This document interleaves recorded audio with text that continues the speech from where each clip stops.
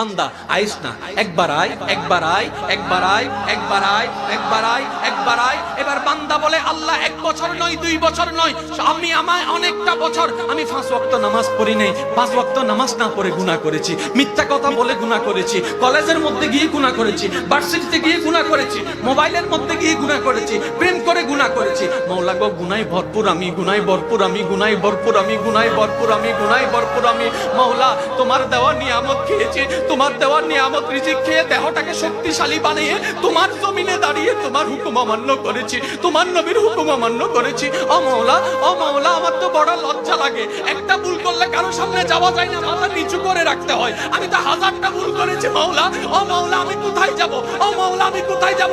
আল্লাহ পাক বলে, বান্দারে, পৃথিবীর শ্রেষ্ঠ উদাহরণ মায়ার জন্য, মমতার জন্য, দরদের জন্য, মমতার জন্য মায়ের উপমা দেওয়া হয়।